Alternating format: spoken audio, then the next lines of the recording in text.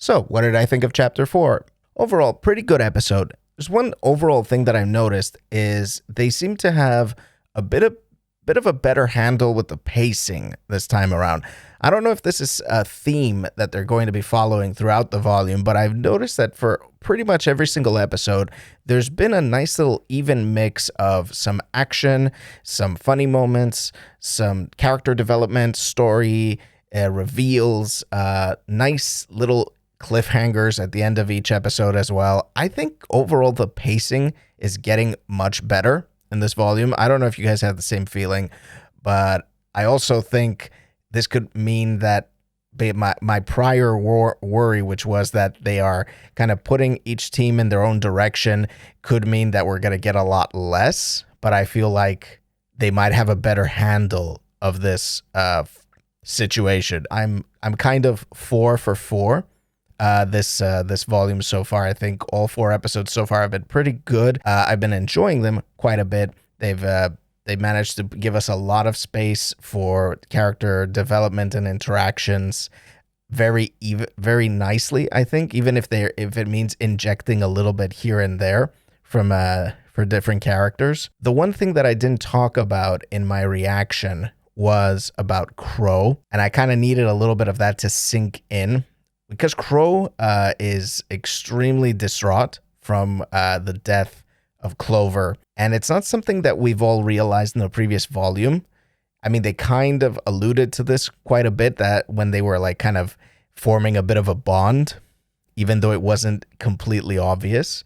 But it seems Crow like had grown quite fond of being around Clover, because their semblances, they canceled each other out. I never really thought how that would impact Crow, like to lose the one person that he can be around without giving him that bad luck, without giving him that risk that comes with just being around Crow. So I thought that was probably one of the best moments in the episode, having Crow being in that brooding state where he's obviously mourning, and it's a much bigger mourning than we could have anticipated, actually, because obviously one of Crow's biggest things has always been that he can't really have people around him, and he found the one person that he could have around him indefinitely, and now that person is gone. I also found it very interesting that he was kind of running back that battle. It's like Clover wouldn't let up, but I also probably made the wrong decisions there, which I think in the end probably is what they wanted to guide us towards. I still don't think that is enough to kind of redeem the decision of making that battle, because overall I still think it was a bit of an easy thing to do, just to make a bit of a Royal Rumble and end up with Clover dead. But again, I mean, that's over and done with, and the things are the way they are right now, right? It makes you wish that Clover would just come back as a Force ghost or something and explain his side of the equation, you know? Probably we'll get his side maybe through somebody from the Aesop's explaining, or maybe from Ironwood, maybe somebody, hopefully. But I think that still remains a bit of a blank slate right over there, a bit of a question mark. Now, the next big important figure in this has been Ren, and Ren has been getting gradually bitchier and bitchier. I say bitchy because I'm for lack of a different word right now, but you can tell that something is boiling up inside him.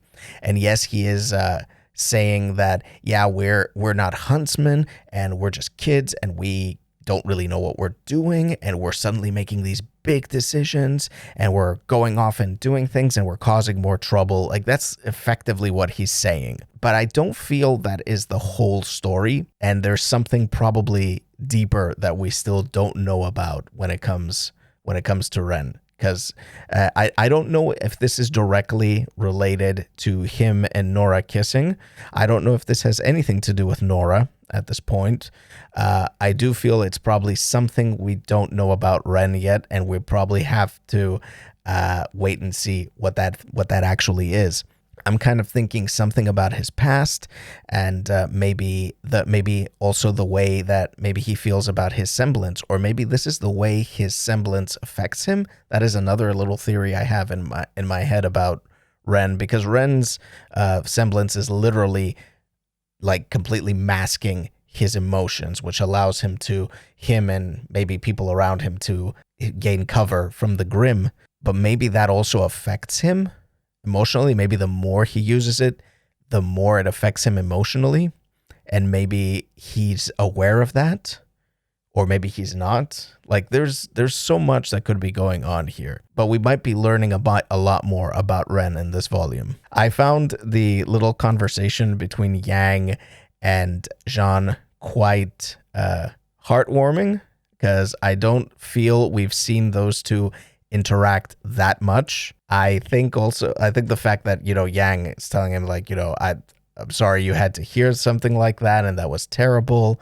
But John also does acknowledge that, yes, he did kind of sneak his way into Beacon, but it wasn't all for naught, because he has become a much better huntsman. He is no longer a dead weight. He is carrying his weight, and we have seen this throughout the past few volumes where he's kind of evolved in his fighting style. He's more dependable as a leader. He's just, overall, he's a much stronger figure than he is. And I kind of like that they've redesigned him the way they have, with the shorter hair now. That kind of is symbolic of that. It makes him look more like a knight from an RPG, or from the Arthurian legends or something like that. So that kind of gives him a bit more strength. And I generally think that they're really moving Jean into a very nice direction. But it was very interesting to hear Yang say, "You think she's mad at me?" and that Jean thinks that she's talking about RWBY, but in fact she's probably talking about Blake, which I don't know if that necessarily cements the Bumblebee ship, if that's become canon, or if I don't even know. Personally, I'm team Bumblebee right over here, guys. But I like these little subtle little pokes. They allude to that. Although on the other hand, I kind of feel like they're a bit concerned with going full burst with the whole Bumblebee relationship. I do hope they just do it, like just let them kiss, or let them acknowledge that they're in a relationship or something. But I do know that there's also another side of the fandom that really doesn't want this to happen, or they're just gonna get upset for whatever random reason they will. But fandom's gonna fandom, right? But of course, everybody has a right to their own, opinion. But of course, don't let that make you hate the show for whatever arbitrary reason, right? Salem is really proper scary to me. Like, really proper scary. The way she tortured Oscar, that really sent chills down my spine. I think they're doing such a good job portraying her in this entire volume so far. I've been like proper feeling the weight of her power, the weight of her anger. It's all been front and center this whole time. And now that she has Ozpin at her sights, like she's blasting him with her magic, she's sicking Hazel at him and going on full, I'm gonna kick your teeth in, I'm gonna do your knees in, all of that stuff. And yeah, it's, man, just proper scary. And now we know also that the Hound is a bit of an experiment that she has. It clearly has been working. So the fact that she's saying it was an experiment could mean that she might be making more of them, which would be very, very bad. Because Yang and Jean and Ren, they did try to fight it. They did try to bring it down, but they couldn't. And it's clearly because that Hound is much smarter than the average Grimm. It can call for reinforcements. It can, it has tactics. It makes decisions. It's like it kind of, maybe it could even be that the Hound is going into a direction of being like a Grimm leader or a Grimm general of some sort. Cinder and Neo and now Emerald. We've got these three over here. Clearly, they're probably going to form some kind of team. Neo is very reluctant to listen to Cinder and to follow her. So I wonder if she's actually going to follow the two, her and Emerald, whatever it is that, I mean, Cinder wants to go and get the maiden powers. She's going to have to do that somehow. I do hope that we kind of get to see them actually going about doing it, because I kind of feel like Cinder and Neo so far have been sort of just popping up instead of, us kind of exploring where or how they're going about their business. So I hope we kind of get to follow them around a little bit more this time around, instead of them suddenly being like, hey, we're here.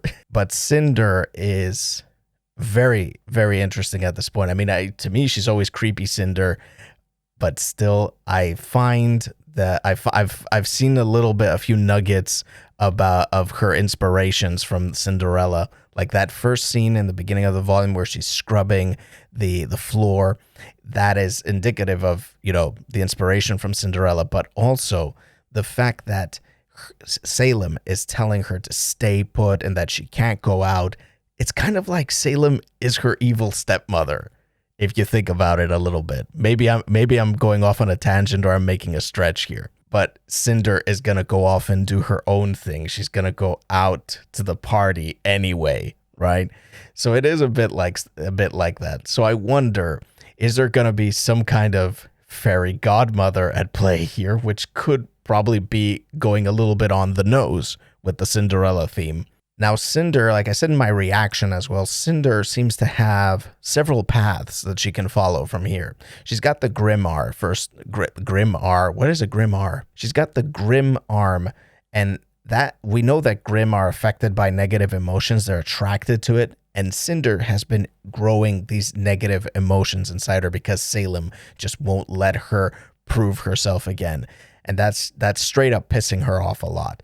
So it's very possible that we might actually see Cinder get taken over little by little by this Grim Arm. She's going to get, again, I did that, Grim-R, the Grim Arm, and it's going to take her over. Maybe she's going to become like some kind of amalgamation of a person and a Grim, which I don't even want to, that's proper nightmare stuff right over there. I don't even want to think about that. It could be also that Cinder could have a path of redemption here, that if Salem is not letting her prove herself, and slowly Cinder might be realizing that Salem is just for herself and she just uses her and everybody else around her as a pawn just to achieve what she wants.